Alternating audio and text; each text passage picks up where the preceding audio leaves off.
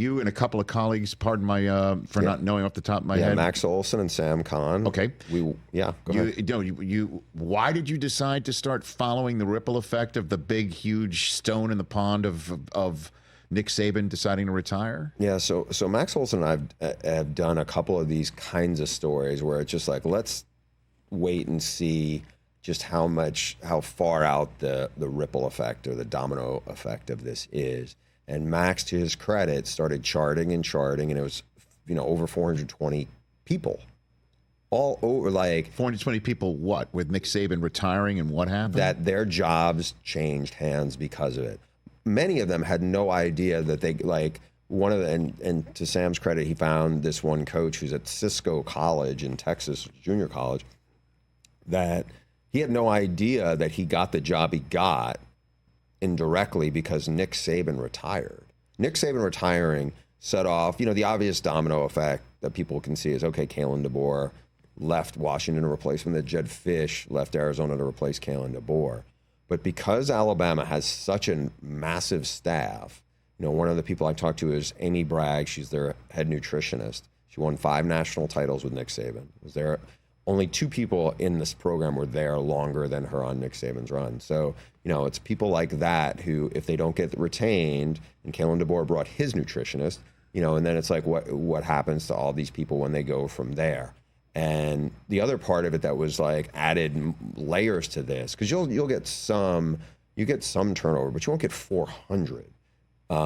You had 2 specific, coaches who are now at Alabama as assistants who gave up head coaching jobs in FBS football, one at South Alabama, one at Buffalo, to go work at Alabama. So that creates another, other rounds of jobs. Yeah, and the article, again, pardon me for not knowing the name of the South Alabama coach. Kane Womack.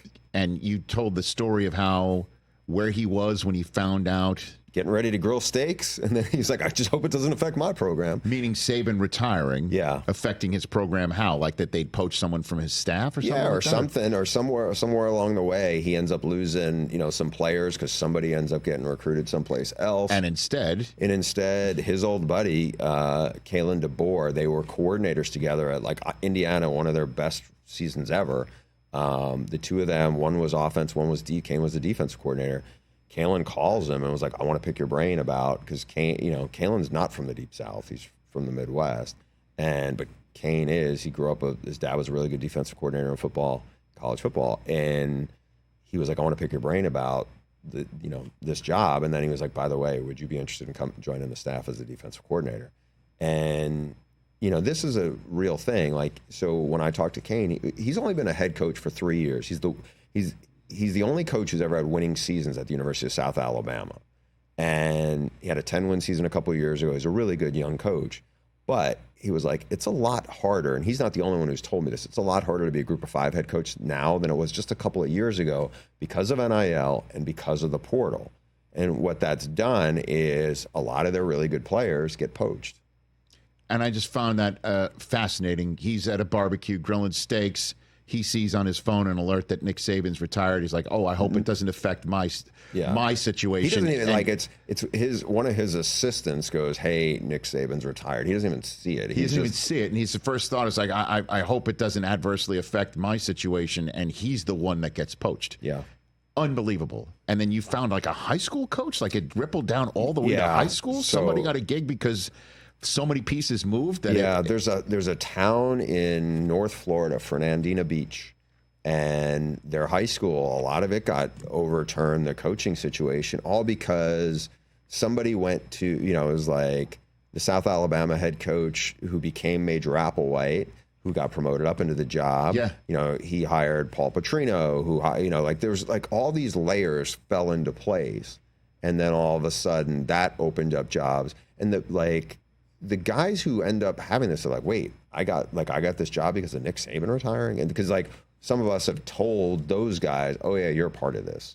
And it just kind of blows their mind about how widespread this is. So fast forward a couple of weeks ago, or rewind a couple of weeks ago, I'm in Seattle working on this story. And I sit down with Steve Belichick.